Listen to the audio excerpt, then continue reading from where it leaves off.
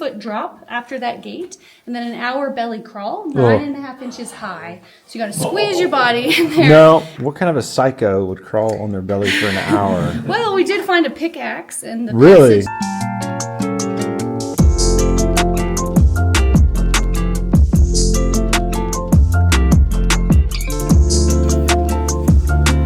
It is currently 8:55 in the morning. I'm getting ready to head out to Grottoes, Virginia, to go check out some caves. I'm really not excited about going just because it's 34 degrees outside. I don't know if it's because I'm getting older or if it's because I have a motorcycle now, but as the years go on, I hate winter more and more.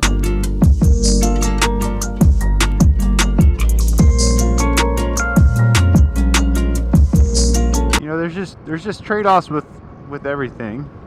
I mean, with winter, it's just, God, you just got to wear so much crap just to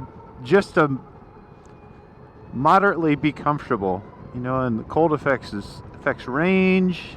I guess the only good thing about winter is that your visor doesn't get covered in dead bugs, and that is literally the only benefit to winter. As a kid, I grew up in Louisiana, where we don't have winters. We would have a cold front in the morning, and then that's it. That's the only winter you got. And so I grew up just wishing that I could live in a place that had all 4 seasons. And now that I've decided to pick up motorcycling as my livelihood, or just on the days that I decided to film, it would be not cold. But I don't know, I've got my heated gear on. It's better than not having heated gear.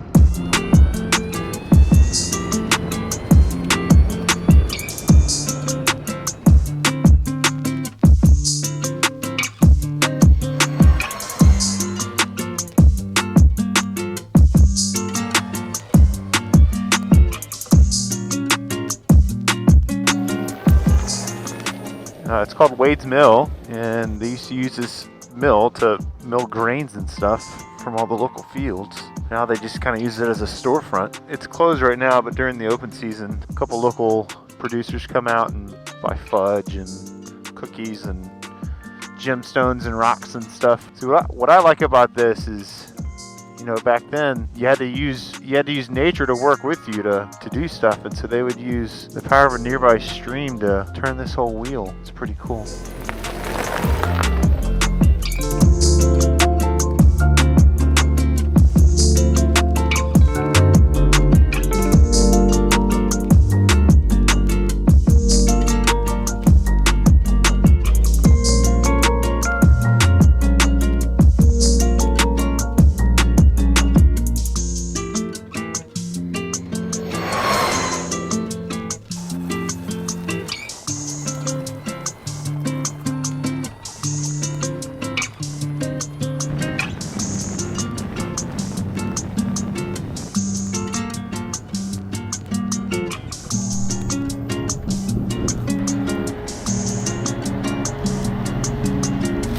Fresh some Subway.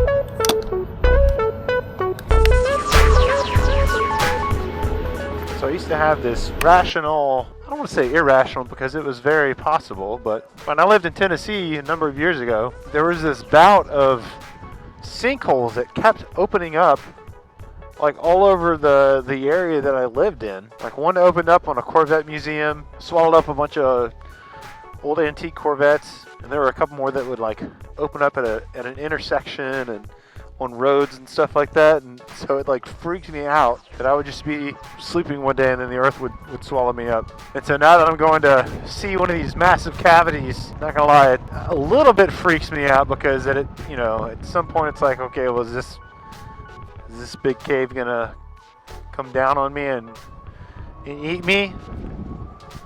And then I can't ride motorcycles ever again or see my family?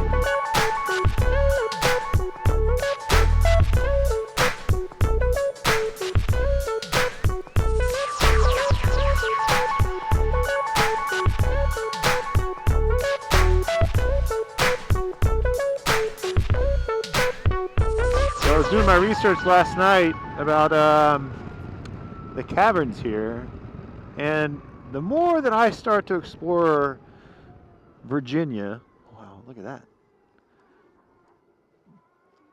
The more that I start to discover that Virginia is a state of firsts,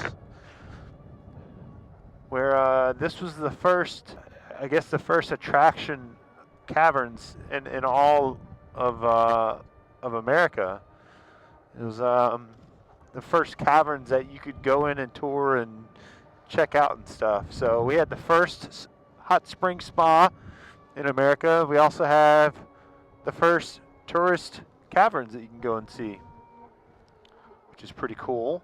So the tour starts in about 25 minutes. We've got to walk up this hill to the entrance of the caves. Very exciting. Supposedly there's some graffiti on the walls that were written there by Civil War soldiers. Both Union and Confederate sides had come here at some point and written there, inscribed their names somehow on the walls.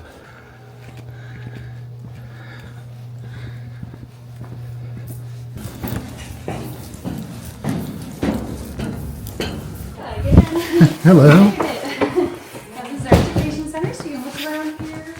Let's start about 1872.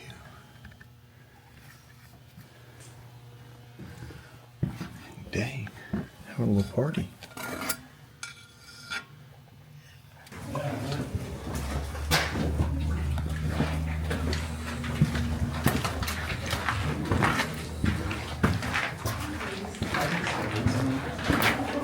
different about our cave that we have so many of them.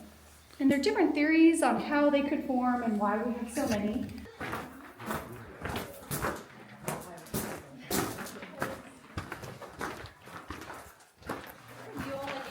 So you're saying that the new tours, you have to go through that? Yeah, so it's closed to the public right now, because I'll tell you guys a little story. Watch your step there, sir, and your head. But yeah, did you see it, sir? Yeah. There you go. But yeah, the cool story is in 2004, we had cave surveyors in the cave who map out caves, and they made that map I showed you guys for our 200th anniversary.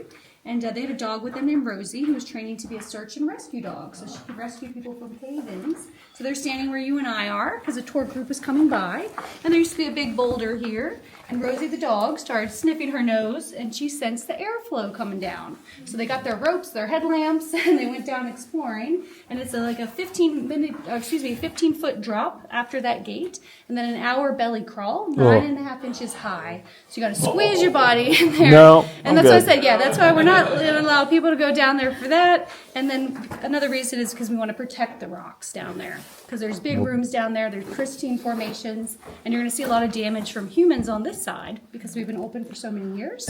So we're trying to keep that safe and protected right now. Do you have another question? What kind of a psycho would crawl on their belly for an hour? Well, we did find a pickaxe, and the Really? passage, somebody tried and they gave up and left their pickaxe there and crawled back out. But probably before they had the headlamps and the knee pads and the equipment to do that. But the cavers, they like that kind of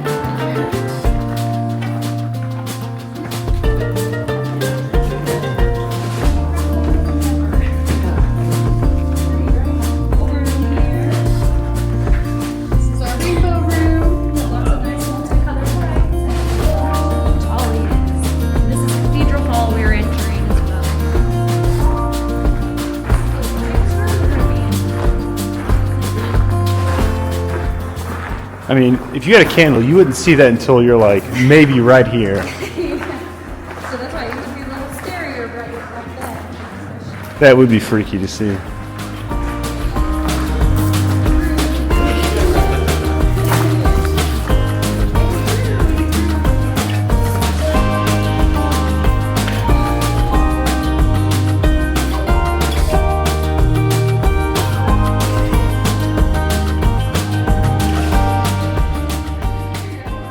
Are people's signatures. Look, 1931, 1899, 1910, 1884, It's really crazy to see that it's been there for so long, and to like see their handwriting. You read it, good job. Yeah. Yeah, he wrote in pencil September 26, 1864. This is Captain William Miles over here from the Union side from Pennsylvania. He signed his name here. And they actually, as he was leaving the battle that day, they actually heard gunfire, cannon fire above ground. So their camp was being attacked by the Confederates. And so they actually were being attacked by Sir Rogers, who signed his name over here after the battle. So Rogers won the battle that day, but Miles became major, and then he did die 2 months after this in Winchester against the Mosby's Rangers. And we do have a lot of Civil War signatures if you're interested in that. Size of the groundhog polo when Bernard discovered us. Oh wow. 3 feet. So this is where we ended. Can't really ask you for cash. Walked all the way down to here. And just walked all the way back. Well, that was definitely a cool experience. I'm sweating from wearing too many layers. So I'm glad to be back outside now. Gonna get on the bike, probably head home. It's a little after 3. So I just wanted to thank the patrons.